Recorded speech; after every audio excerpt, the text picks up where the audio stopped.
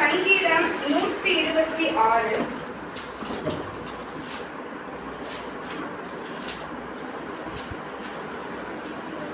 சங்கீதம் 126 5ஆம் வசனம். கண்ணீரோடு விதைக்கிறவர்கள் கம்பீரத்தோடு அறுப்பார்கள். அப்படி படிங்க ஒரு டைம். கண்ணீரோடு விதைக்கிறவர்கள் கம்பீரத்தோடு அறுப்பார்கள். ஆமென். கண்ணீரோடு விதைக்கிறவர்கள் கம்பீரத்தோடு அறுப்பார்கள். நம்ம என்ன விஷயம் செய்தாலும் நமக்கு ஏதாவது கிடைக்கணும் அப்படின்னாலோ இல்ல நம்முடைய ஜெபம் எப்படிப்பட்டதா இருக்கணும்? கண்ணீரோடு இருக்கணும். நம்ம கிட்ட ஒண்ணுமே இல்லை, நம்ம கிட்ட பொண்ணு இல்ல, பொருள் இல்லை, ஆனா இருந்தாலும் ஆண்டவர் இதெல்லாம் நம்ம கிட்ட கேட்கல. அவர் என்ன கேட்கிறார்? நம்முடைய ஜெபத்தை. நம்முடைய ஜெபம் எப்படிப்பட்டதா இருக்கணும்? உண்மை உள்ளதா இருக்கணும். இப்ப நம்ம ஒரு கஷ்டத்துல இருக்கிறோம் அப்படின்னா நமக்கு என்ன வரும்? ஃபர்ஸ்ட் என்ன வரும்? அழுக மட்டும்தான் வரும். ஏன்னா அந்த அழுது முடிச்சதுக்கு அப்புறம் நம்மளோட மனசுல ஒரு தெம்பு வரும். ஏன்னா நம்மளுடைய கவலைகளை அந்த அழுகையின் மூலியமா நம்ம வெளியே தள்ளிட்டோம். இப்ப நம்முடைய மனசு எப்படிப்பட்டதா இருக்கு? இலகுவா, எந்த பாரமும் இல்லாம இலகுவாய். அதான் தாவீது வசனத்தில் சொல்றாரு, கண்ணீரோடு விதைக்கிறவர்கள் கம்பீரத்தோடு அறுப்பார்கள். நம்ம கண்ணீரோடு விதைக்கும் போது அதை நம்ம எப்படி அறுப்போமா? கம்பீரத்தோடு அறுப்பார்கள். நம்முடைய பைபிள்ல ஒரு சில கேரக்டர்ஸ் கண்ணீரோடு விதைத்து அதை கம்பீரமா அறுத்திருக்காங்க. நம்ம அவங்கள பத்தி பார்ப்போம். ஃபர்ஸ்ட் ஆகாரின் கண்ணீர். ஆகாருடைய கண்ணீர் மூலம் அவளுக்கு என்ன கிடைத்தது? அந்த இடத்துல கண்ணீர் கிடைத்தது. ஆமென். ஆதியாகமம் 16ஆம் அதிகாரம் 14வது வசனம். ஆமையால் அந்த துறவு பெயர் லகாய் ரோயி எனப்பட்டது. அது காதேசுக்கும் பாரேசுக்கும் நடுவே இருக்கிறது. ஆமென். ஆகார் யாருன்னு தெரியுமா உங்களுக்கு? ஆகார் ஆபிரகாமோட இரண்டாவது மனைவி. ஏன் எப்படி ஆபிரகாமுக்கு இரண்டாவது மனைவி ஆனாங்க? ஆபிரகாமுக்கோட முதல் மனைவி யாரு? சாரா. அவங்களுக்கு குழந்தை இல்லாதனால அந்த ஆகார் எப்படிப்பட்டவங்க இருந்தாங்க? வேலைக்காரி பெண்ணா இருந்தாங்க. ஆனா அந்த ஆபிரகாமுக்கு ஆகார திருமணம் செய்து வைத்தது யாரு? சாரா. ஏன்னா என் மூலியமா தான் குழந்தை இல்ல, அவங்க மூலியமா சந்ததி என்ன பண்ணும்? வளரட்டும் அப்படின்னு சொல்லி ஆபிரகாமுக்கு சாரா என்ன பண்ணாங்க? ஆகாரை திருமணம் செய்து வைத்தாங்க. ஆனா யார் மூலியமா ஆகார் அதை விட்டு வெளியே வந்தாங்க? அதே சாரா மூலியமா தான் வந்தாங்க. ஆமென். அவங்க கேட்டாங்களா, நான் ஆபிரகாமுக்கு மனைவியா இருக்கணும், உங்களுக்கு குழந்தை இல்லாதனால எனக்கு திருமணம் செய்து கொடுங்க அப்படின்னு கேட்டாங்க. இல்ல, இதெல்லாம் மாமிசத்தின்படி எடுத்த முடிவு. ஆனா சாராளுக்கு என்ன பண்ணிருந்தாங்க? ஆண்டவர் வாக்கு தத்தம் கொடுத்திருந்தாங்க. அந்த வாக்கு தத்தத்தை அவங்க என்ன பண்ணல? விசுவாசிக்கல. ஏன் விசுவாசிக்கல? ஏன்னா அவங்க அதை நம்பல. இப்ப நிறைய அதாவது நம்மளுக்கு ஆண்டவர் வாக்கு தத்தம் பண்றாரு, அது எப்படிப்பட்டதா இருக்கும் அப்படின்னா நடக்கும் அப்படின்னு தான் ஆண்டவர் வாக்கு தத்தம்னா என்ன? ஃபர்ஸ்ட் நம்மளுக்கு பின்னாடி வருகிறத முன்னாடி ஆண்டவர் என்ன பண்ணாரு? வாக்கு தத்தமா கொடுக்குற. அதாவது இப்படி நடக்கும், இது உண்மை, இதை நீ நம்பு அப்படின்னு சொல்லி வாக்கு தத்தமா நம்மளுக்கு கொடுக்குறாரு. ஆனா சாராள் என்ன பண்ணல? அதை நம்பல. அதனால என்ன பண்ணாங்க? ஆகாரை ஆபிரகாமுக்கு திருமணம் செய்து வைத்தாங்க. ஒருவேளை அந்த வாக்கு தத்தத்தை அவங்க நம்பி ஜீவித்திருந்தாங்க அப்படின்னா இந்த ஒரு சூழ்நிலை என்ன பண்ணிருக்காது? ஏற்பட்டு இருக்காது. ஆனாலும் உங்க வாக்குத்தத்தை நம்பாம அவங்க ஆகார திருமணம் செய்து வைத்தாங்க. அவங்களுக்கும் என்ன பிறந்தது? குழந்தை பிறந்தது. அந்த குழந்தை பேர் என்ன? இஸ்மவேல். ஆனா சாராளோட கர்ப்பவதி ஆனதுக்கு அப்புறம் அந்த ஆகார என்ன பண்ணாங்க? வெளியே அனுப்பிட்டாங்க. ஆனா ஆபிரகாம் என்ன பண்ணாங்க? எதுக்கா இருந்தாலும் அவங்களுடைய உன்னோட சித்தத்தின்படி நீ செய் அப்படின்னு தான் சொன்னாங்க. அவங்க இல்ல நீ எனக்கு கல்யாணம் பண்ணி வச்ச, இல்ல என் கூட தான் இருக்கணும் அப்படின்னு சொல்லி ஏதாவது அகைன்ஸ்டா பேசினாரா? இல்ல, உன்னோட சித்தத்தின்படி நீ செய் அப்படின்னு சொல்லிட்டாரு. அதே மாதிரி ஆகார் என்ன பண்ணாங்க? தன்னுடைய பிள்ளை எடுத்துட்டு வெளியே வந்துட்டாங்க. போகும்போது அந்த பிள்ளை தண்ணீர் இல்லாம அழுகிறத தான் பெத்த தாயால என்ன பண்ண முடியல? பார்க்க முடியல. அதனால அந்த நேரத்தை அவங்க என்ன பண்ணாங்க? ஆண்டவரை நோக்கி என்ன பண்ணாங்க? கண்ணீரோடு அழுதாங்க. எப்படி அழுதாங்க? கண்ணீரோடு அழுதாங்க. ஆண்டவர் அந்த கண்ணீரின் ஜெபத்திற்கு என்ன பண்ணாரு? பதில் தந்தார். அந்த பதில் தான் என்னது? துறவு. அந்த துறவு பேர் என்ன? லகாய் ரோயி அப்படிங்கிற துறவை அந்த பிள்ளையாண்டானுக்காக ஆகாருடைய கண்ணீருக்காக என்ன பண்ணாரு? அந்த துறவை ஆண்டவர் உண்டு பண்ணினார். ஆமென். அது போல நம்முடைய வாழ்க்கையில இது போல நிறைய கஷ்டங்கள் போராட்டங்கள் வரும். ஆனாலும் என்ன பண்ணணும்? நம்ம கண்ணீரோடு ஜெபிக்கணும். கண்ணீரோடு விதைக்கிறவர்கள் எப்படி அறுப்பார்கள்? அறுப்பார்கள், கம்பீரத்தோடு அறுப்பார்கள். நம்முடைய கண்ணீரின் ஜெபம் ஒரு நாள் என்னவா போகாது, வீணாய் போகவே போகாது. ஏன்னா நம்ம சாதாரணமா ஜெபிக்கும் போது நம்ம ஜெபிக்கிறோம். சாதாரணமா ஜெபிக்கிறதை விட கண்ணீரோடு ஜெபிக்கிறதுக்கு வேல்யூ இருக்கும். நம்முடைய ஒவ்வொரு சொட்டு கண்ணீரையும் ஆண்டவர் எப்படி வைத்திருக்கிறார், துருத்தியில வைத்திருக்கிறார். ஆமென். அவர் எங்க வைத்திருக்கிறார், துருத்தியில வைத்திருக்கிறார். அது ஒரு நாள் அவரை அதாவது அந்த கண்ணீரின் ஜெபம் ஒரு நாள் வீணாகிறதா போகாது. அதே போல சாராளுக்கு கொடுத்த வாக்குத்தத்தத்தை அவங்க நம்பி இருந்தாங்க அப்படின்னா இந்த சூழ்நிலை ஏற்படாது. அந்த சூழ்நிலை ஏன் ஏற்படுது, நம்ம கண்ணீரின் பாதையில் நம்ம ஏன் செல்றோம் அப்படின்னா நம்முடைய விசுவாசம் குறைவினால மட்டும்தான் நம்மளுக்கு அந்த சூழ்நிலை ஏற்படுது. ஆமென். ஏன் சாராள் வந்து அந்த வாக்குத்தத்தை நம்பல அப்படின்னா அந்த வாக்குத்தத்தம் நடக்கக்கூடிய சூழ்நிலை வந்து அங்க இல்ல. ஏன்னா வந்து ஒரு குழந்தை பிறக்கணும் அப்படின்னா அவங்களுக்கு பெண்களுக்குள்ள வழிபாடு இருக்கணும். ஏன்னா அவங்களுக்கு என்ன வயசாயிடுச்சு, 90 வயசுக்கு மேல ஆயிடுச்சு. அதுக்கு அதாவது அவங்களுக்கு குழந்தை பிறக்கிற சிச்சுவேஷனோ இல்ல இந்த மாதிரி காலங்களோ அவங்களுக்கு இல்ல. அதனாலதான் அவங்க என்ன பண்ணல, வாக்குத்தத்தத்தை நம்பல. அதே மாதிரிதான் நம்முடைய சூழ்நிலை அப்படிதான் இருக்கும். இந்த வாக்குத்தத்தம் நடக்கிறதுக்கு ஒரு சிறு பாயிண்ட் அளவு கூட நம்மளுக்கு வந்து சூழ்நிலை இருக்காது. ஆனால் நம்ம என்ன பண்ணணும், நம்பணும். நம்ம யார் மேல விசுவாசமா இருக்கணும், கர்த்தர் மேல விசுவாசமா இருக்கும். ஒரு வசனம் இருக்கு, காற்றையும் காண மாட்டாய், மழையும் பார்க்க மாட்டாய், வாய்க்கால்கள் நிரப்பப்படும். இது என்ன, வாய்க்கால் எப்படி நிரப்பும், ஒண்ணு காத்து இருக்கணும், இல்லைன்னா மழை. காத்து இருந்தாதான் நெக்ஸ்ட் மழை வரும், அதுக்கப்புறம் தான் என்ன, வாய்க்கால்கள் நிரப்பும். ஆனா அந்த வார்த்தை தெளிவா சொல்லுது, என்ன சொல்லுது, காற்றையும் காண மாட்டாய், மழையும் பார்க்க மாட்டாய், ஆனா என்ன பண்ணும், வாய்க்கால்கள் நிரப்பப்படும். அந்த சூழ்நிலை தான் நம்மளுடைய எல்லா வாழ்க்கையிலும் இருக்கும். இந்த வாக்குத்தத்தத்துக்கும் நம்முடைய லைஃப்ல நடக்கிற இந்த சூழ்நிலைக்கும் சம்பந்தமே இருக்காது. எப்படி ஏசப்பா இந்த வாக்குத்தத்தோட வாழ்க்கையில நிறைவேறும் அப்படிங்கிற சூழ்நிலை தான் நம்முடைய வாழ்க்கையில நடைபெற்று கொண்டிருக்கும். ஆனா நம்ம என்ன பண்ணணும், அந்த வாக்குத்தத்தை தேவன் கொடுத்துட்டாரு, அதை கண்டிப்பா நிறைவேற்ற அவர் வல்லவரா இருக்கிறார்.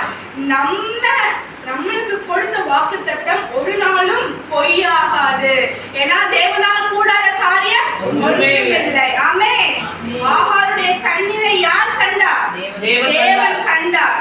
ஆகாருடைய கண்ணீரை தேவன் கண்டு அவருக்கு என்ன கம்பீரமாய் அறுக்க செய்தார். அந்த துறவு பிள்ளையாண்டான கொடுத்த தண்ணீர் துறவை அவர் கண்ணீர் ஜெபத்தின் மூலியமாய் அவர் பெற்றுக்கொண்டார், கம்பீரமாய் அறுத்தார். ஆமென். அடுத்தது அன்னாளின் கண்ணீர். அன்னாளுடைய கண்ணீருக்கு என்ன பதில் கொடுத்தார் ஆண்டவர், சாமுவேலை கொடுத்தார். ஆமென். 1 சாமுவேல் 1ஆம் அதிகாரம் 8ஆம் வசனம்.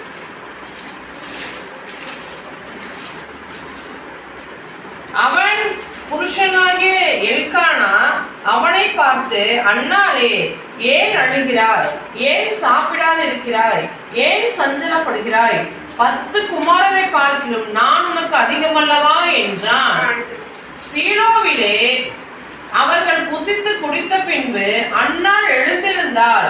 ஆசாரியனாகிய ஏலி கர்த்தருடைய ஆலயத்தின் வாசல் நிலையண்டையிலே ஒரு ஆசனத்தின் மேல் உட்கார்ந்திருந்தார்.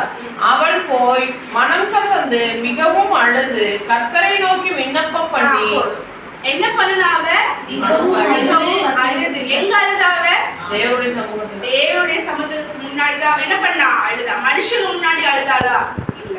அவ யாரு முன்னாடி அழுதா, தேவனுக்கு முன்னாடி அழுதா. ஏன் தேவனுக்கு முன்னாடி அழுதா அப்படின்னு நீங்க சொல்லி பார்க்கலாம். உங்களுடைய பாயிண்ட் ஆஃப் வியூல ஏன் அன்னாள் வந்து தேவனுக்கு முன்னாடி அழுதா, என்ன அற்புதம் வந்து தேவனிடத்துல மட்டும்தான் கிடைக்கும். மனுஷனுக்கு முன்னாடி அழுகலாம், நான் அழுக கூட சொல்ல, நம்ம மனுஷனுக்கு முன்னாடி அழுகலாம். ஆனா அவங்களால என்ன மட்டும் பண்ண முடியும், நம்மளுக்கு ஆறுதல் சொல்ல முடியும். நமக்கு முன்னாடி நமக்கு பின்னாடி என்ன பல 100 வார்த்தைகளை பேசுவாங்க. ஆனா நமக்கு முன்னாடி எப்படிப்பட்டவங்களா இருப்பாங்க, மிகவும் நல்லவர்களா, நமக்கு ஆறுதல் சொல்லுகிறவர்களா இருப்பாங்க. ஆனா அன்னாள் மட்டும்தான் என்ன பண்ணுனா, என்னுடைய தேவனிடத்துல மட்டும்தான் எனக்கு அற்புதம் கிடைக்கும்னு சொல்லி ஆலயத்துல போய் தேவனுக்கு முன்பாக மனம் கசந்து அழுதார். அவருடைய கண்ணீர் ஆண்டவர் என்ன பண்ணினாரு, அவருடைய கண்ணீரை கேட்டு அவருடைய கர்ப்பத்தை திறந்தார். இதெல்லாம் வந்து உண்மை சம்பவத்தினா ஆண்டவர் நமக்கு ஒரு வழிகாட்டி. இந்த வார்த்தையின் மூலியமாய் நமக்கு நிறைய வாக்குத்தத்தங்கள் உண்டு. அந்த தேவன் இன்னும் உயிரோடு இருக்கிறார். ஆமென். அப்ப செய்த அற்புதங்கள் செய்த தேவன் இன்றும் நம்மளோடு இருக்கிறார். ஆமென். அவர் வல்லவராக இருக்கிறார். அதே மாதிரி எல்கானாக்கு வந்து எல்கானாக்கு இன்னொரு மேரேஜ் ஆச்சு இல்லையா? அவங்க என்ன பண்ணாங்க? குழந்தைகளை பெற்று போட்டுட்டே இருந்தாங்க. அதை பார்த்து அண்ணாளுக்கு என்ன ஆச்சு? மிகவும் ரொம்ப கஷ்டமாகி அவங்க சாப்பிடாம அழுதுகிட்டே இருந்தாங்க. ஆனா தேவனுக்கு முன்னாடி அழுகும் போது தேவன் என்ன பண்ணினார்? அவருடைய கண்ணீரை கண்டார். அவருடைய கண்ணீரை கண்டு ஒரு அற்புதத்தை அவளுக்கு செய்தார். ஆனால் அந்த அற்புதத்தை செய்யறதுக்கு முன்னாடி அவர் தேவனோடு பண்ணின உடன்படிக்கை என்ன? எனக்கு ஒரு பிள்ளையை நீ கொடுத்தா அது எனக்கு ஒரு பிள்ளை நீங்க கொடுத்தீங்கன்னா உங்களுக்கே நான் கொடுப்பேன் அப்படின்னு சொல்லி அவ உடன்படிக்கை பண்ணா. அது போலதான் நமக்கு ஒரு காரியம் கிடைக்கணும் அப்படின்னா நம்ம ஆண்டவர்கிட்ட ஒரு கமிட்மெண்ட்டை வைக்கணும். ஏசப்பா எனக்கு இந்த நன்மை நீங்க செய்தீங்கன்னா இந்த காரியத்தை நான் உங்களுக்கு செய்வேன் அப்படின்னு சொல்லி ஒரு கமிட்மெண்ட் வைக்கணும். இப்ப ஆகார் என்ன பண்ணா? ஆகாரும் கண்ணீரோடு அழுதா. ஆனா எதனால? சாராள் வந்து வாக்குத்தத்தத்தை நம்பாததுனால அப்படி ஒரு சூழ்நிலை ஏற்பட்டது. ஆனாலும் ஆண்டவர் என்ன பண்ணாரு? ஆகாருடைய கண்ணீரை கண்டார், அவளுக்கு அதே மாதிரி துறவை கொடுத்தார், அவங்க ஒரு சந்ததி ஆனாங்க. அதே போல அண்ணார் என்ன பண்ணாங்க? அவருக்கு முன்னாடி போய் அழுதாங்க. அற்புதம் யார்கிட்ட இருந்து கிடைக்கும்? தேவனிடத்துல மாத்திரம் கிடைக்கும் அப்படின்னு சொல்லி தேவனுக்கு முன்பாக கண்ணீர் விட்டு அழுதா. அதற்கு முன்னாடி அவர் என்ன பண்ணா? ஒரு உடன்படிக்கை செய்தார். அந்த உடன்படிக்கை நிறைவேற்றுகிற பிள்ளைகளா இருக்கும். இப்ப நம்மளுக்கு ஒரு காரியம் கிடைக்குது அப்படின்னா, ஏசப்பா இதை நீங்க செஞ்சீங்கன்னா என்னுடைய வாழ்க்கையில நான் இதை செய்வேன் அப்படின்னு சொல்லி நம்ம அந்த கமிட்மெண்ட்டை வச்சுட்டோம் அப்படின்னா அதை நம்ம நிறைவேற்றுகிற பிள்ளைகளா நம்ம எப்படி காணப்படணும்? ஆமே, நம்ம வந்து நம்மளோட தேவைகளுக்கு நம்ம தேவைக்காக இதை செய்யறோம். ஏசப்பா நீங்க இதை கொடுத்தீங்கன்னா இனி இந்த தப்ப செய்ய மாட்டேன், இல்ல இனி நான் வந்து இந்த மாதிரி நடந்துக்குவேன், இந்த பொருளை தருவேன், அந்த காணிக்கை தருவேன் அப்படின்னு சொல்லி ஒரு கமிட்மெண்ட் வைக்கிறோம். ஆனா அதை நம்ம நிறைவேற்றுமா இல்லையா அப்படிங்கிறது நமக்கு தான் தெரியும். நம்ம வந்து எப்படிப்பட்டவங்களா இருக்கணும்? உண்மை உள்ளவர்களா இருக்கணும். உங்களுடைய கண்ணீரை கண்டுதான் ஆண்டவர் என்ன பண்ணாரு? அற்புதத்தை செய்தார். அவர் அப்ப உண்மை உள்ளவர்களா இருக்கும்போது நீங்களும் எப்படிப்பட்டவர்களா உண்மையுள்ளவர்களா இருக்கணும். ஆண்டவர் என்ன சொல்ல? ஏன் பிள்ளை அவரோட கண்ணீரை நான் கண்டுதான் அவளுக்கு இந்த அற்புதத்தை செய்திருக்கேன். அவர் கேட்டாரா? நீ எனக்கு இந்த உடன்படிக்கை பண்ணு, நான் அப்பதான் அற்புதத்தை செய்வேன் அவர் கேட்டாரா? இல்ல, நம்மளேதான் என்ன பண்றோம்? நம்மளேதான் செய்யறோம். ஏன்னா வந்து நீ இந்த மாதிரி பொருத்தனை பண்ணாதான், இந்த மாதிரி ஒரு கமிட்மெண்ட் பண்ணாதான் உனக்கு இந்த அற்புதத்தை செய்வேன் அப்படின்னு ஒரு நாள் அவர் சொல்லல. நம்மளுடைய உண்மையான செபத்தை மட்டும்தான் அவர் கேட்கிறார். ஆனா நம்ம தான் என்ன பண்றோம்? அந்த நமக்கு அற்புதம் செய்திருக்கா, அவருக்கும் நம்ம ஏதாவது செய்யணும் அப்படின்னு சொல்லிதான் நம்ம அந்த உடன்படிக்கை பொருத்தனை கமிட்மெண்ட்லாம் வைக்கிறோம். ஆனா நம்மளால ஏன் நிறைவேற்ற முடியல? நம்ம வந்து ஒரு பொருத்தனை செய்தோம், ஒரு உடன்படிக்கை செய்தோம், ஆனா அதை நிறைவேற்றுகிற பிள்ளைகளா இருக்கணும். அதை ஒருவேளை நம்மளால நிறைவேற்ற முடியல அப்படின்னா ஆண்டவர் பெரிய அடியா கொடுப்பார்.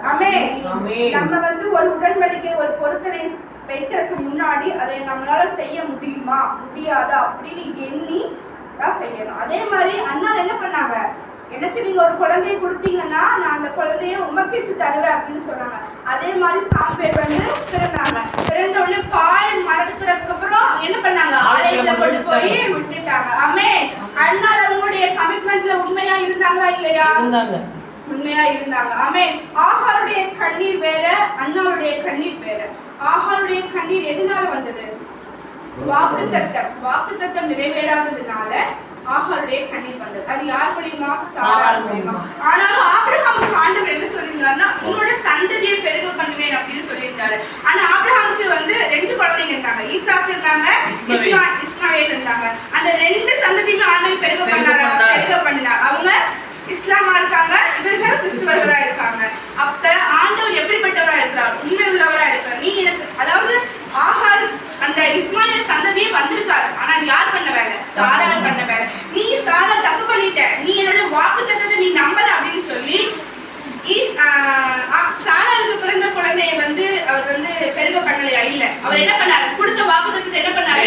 நிறைவேற்றினார். அதே மாதிரி ஈசாவோட சந்ததியும் பெருக பண்ணார், இஸ்மாவேலோட சந்ததியும் பெருக பண்ணார். ஆமென். அவர் எப்படி உண்மை உள்ளவரா இருக்கிறார், அது போல நம்மளும் எப்படி இருக்கணும்? உண்மை உள்ளவரா இருக்கணும். கொஞ்சத்தில் உண்மை உள்ளவன் பரிபூர்ணமாய் ஆசீர்வதிக்கப்படுவான். அப்ப நம்ம வந்து கொஞ்சத்திலேயே நம்ம எப்படி இருக்கணும்? உண்மையுள்ளவர்களா இருக்கணும். ஆகாருடைய கண்ணீரின் ஜெபம் கேட்கப்பட்டது. பிள்ளையாண்டனுக்கு பிறகு ஆண்டவர் உண்டு பண்ணினார். அதே போல அண்ணாளுடைய ஜெபமும் கேட்கப்பட்டது. அவளுக்கு ஒரு கர்ப்பத்தை திறந்து சாமுவேலை கொடுத்தார். ஆமென். சாமுவேல் என்னவானாங்க? தீர்க்கதரிசியானாங்க. ஏன்னா அந்த கரு யார் மூலியமா உண்டானது? தேவன் மூலியமா உண்டானது. சாமுவேல் வந்து ஒரு பெரிய தீர்க்கதரிசியானாங்க. நெக்ஸ்ட் நாயினும் விதவையின் கண்ணீர் வந்து ஆண்டவர் என்ன அற்புதம் செய்தார்? உயிரோடு எழுப்பினார். லூக்கா 7ஆம் அதிகாரம் 11-14 வரைக்கும். மறுநாளிலே அவர் நாயின் என்னும் ஊருக்கு போனார். அவருடைய சீசர் அநேகரும் திரளான ஜனங்களும் அவருடனே கூட போனார்கள். அவர் ஊரின் வாசலுக்கு சமீபித்த போது மரித்து போன ஒருவனை அடக்கம் பண்ணும்படி கொண்டு வந்தார்கள். அவன் தன் தாய்க்கு ஒரே மகனாய் இருந்தான். அவளோ கைம்பெண்ணாய் இருந்தாள். ஊராரில் வெகு ஜனங்கள் அவளுடனே கூட வந்தார்கள். கர்த்தர் அவளை பார்த்து அவள் மேல் மனதுருகி அழாதே என்று சொல்லி கிட்ட வந்து பாடையை தொட்டார். அதை சுமந்தவர்கள் நின்றார்கள். அப்பொழுது அவர், வாலிபனே எழுந்திரு என்று உனக்கு சொல்லுகிறேன் என்றார். மரித்தவன் எழுந்து உட்கார்ந்து பேசத் தொடங்கினான். அவனை அவன் தாயினிடத்தில் ஒப்புவித்தார். எல்லோரும் பயமடைந்து, மகா தீர்க்கதரிசியானவர் நமக்குள்ளே தோன்றியிருக்கிறார் என்றும் தேவன் தமது ஜனங்களை சந்தித்தார் என்றும் சொல்லி தேவனை மகிமைப்படுத்தினார்கள். ஆமென். 4 விதவைக்கு எத்தனை மகன் இருந்தாங்க? ஒரே பையன். ஆனா என்ன பண்ணாங்க? அந்த பையன் இறந்து போயிட்டாங்க. அந்த மகனை யார் எழுப்பினது? ஏசப்பா தான் எழுப்பினாங்க. ஏசப்பா எழுப்புறதுக்கு முன்னாடி அந்த நாயினும் விதவை கிட்ட இருந்தது என்ன? விசுவாசம். என்னது? விசுவாசம். அவருடைய விசுவாசத்தின் மூலியமாய் அந்த மகன் என்ன பண்ணான்? உயிரோடு எழுப்பப்பட்டான். விசுவாசம் மற்றும் கண்ணீரின் ஜெபம். அவ அழுகுறா, ஐயோ எனக்கு ஒரே ஒரு பையன் தான் இருந்தானே, அவனும் போயிட்டானே அப்படின்னு அவ அழுகுறா. அவளுடைய கண்ணீரை பார்த்து ஆண்டவர் மனமிறங்கி அந்த மகனை உயிரோடு எழுப்பினார். ஆமென். இந்த விசுவாசம், இந்த கண்ணீரின் ஜெபம் எப்படிப்பட்டதா இருக்கிறது அப்படின்னா, நமக்கு நம்ம ஒரு இது மேல வைத்திருக்கிற விசுவாசம், அதாவது இந்த ஒரு காரியத்துக்காக நான் விசுவாசத்தோடு செபிக்கிறேன், இது நடக்கும் அப்படின்னு சொல்லி நம்ம கண்ணீரோடு விசுவாசத்தோடு செபிக்கும் போது அது கிடைக்காமல் போனாலும் அந்த கடைசி நேரத்துல கூட ஆண்டவர் என்ன பண்ணுவாரு?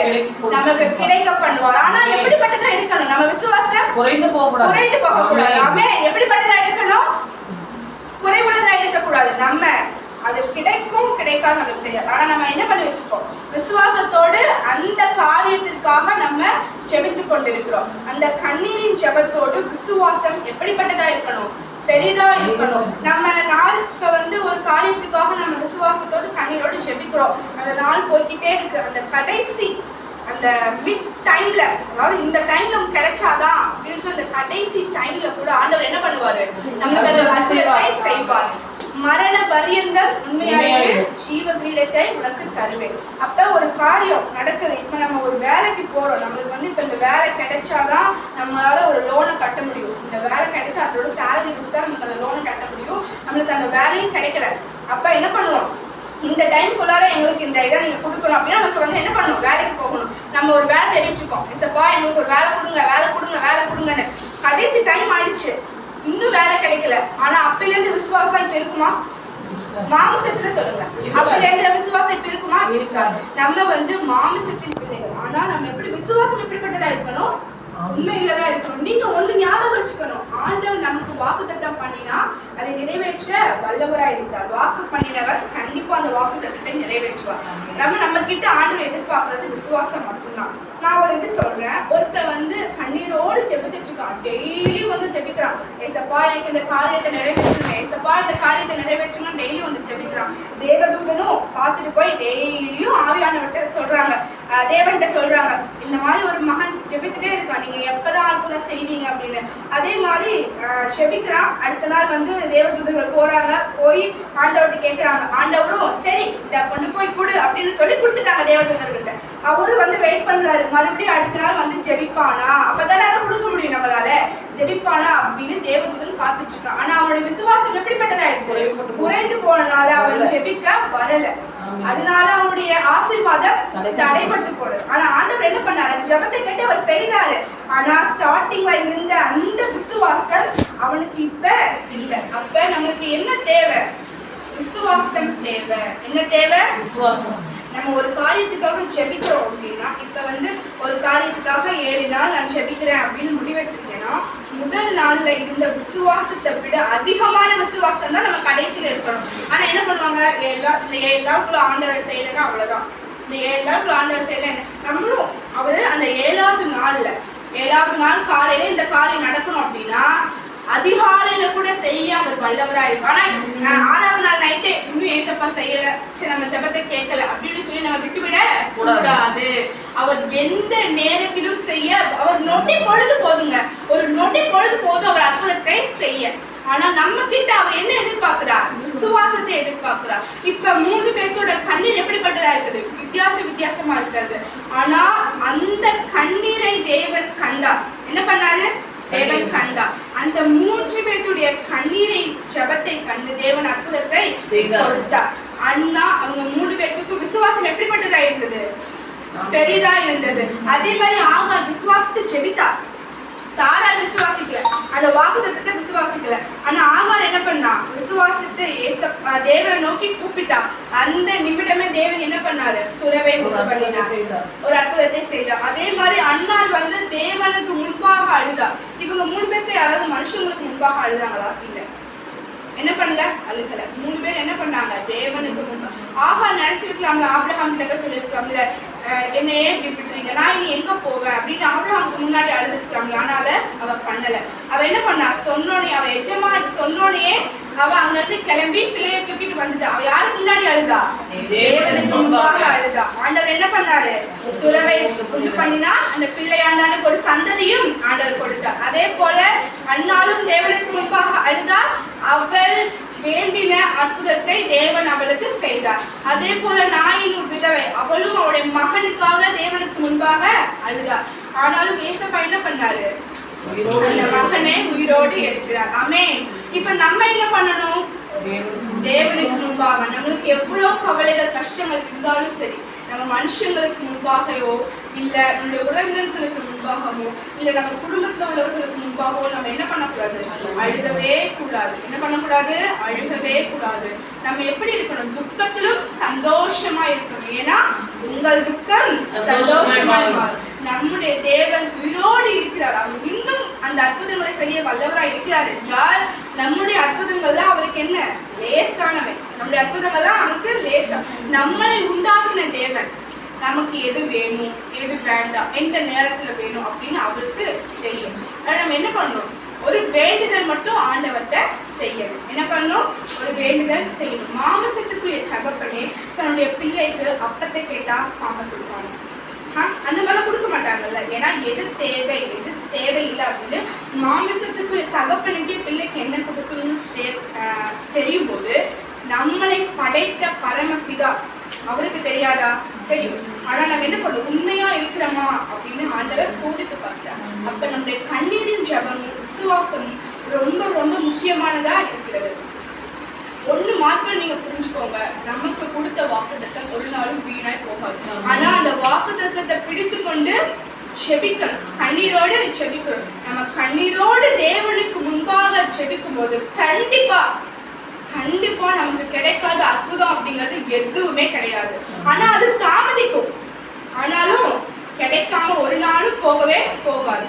உங்களுக்கு தேவையான அற்புதத்தை நீங்க கண்டிப்பா சுதந்திரத்து கொள்வீங்க. இந்த வார்த்தையில இருந்து ஆண்டவர் நம்மளோட என்ன பேசுகிறார்? கண்ணீரோடு விதைக்கிறவர்கள் இந்த வசனத்தை கொண்டு உங்களிடத்துல பகிரவும் உங்களிடத்துல பிரசங்கிக்கவும் ஆண்டவரை பயன்படுத்தினதற்காக ஆண்டவர் கொடான கொடி நன்றி.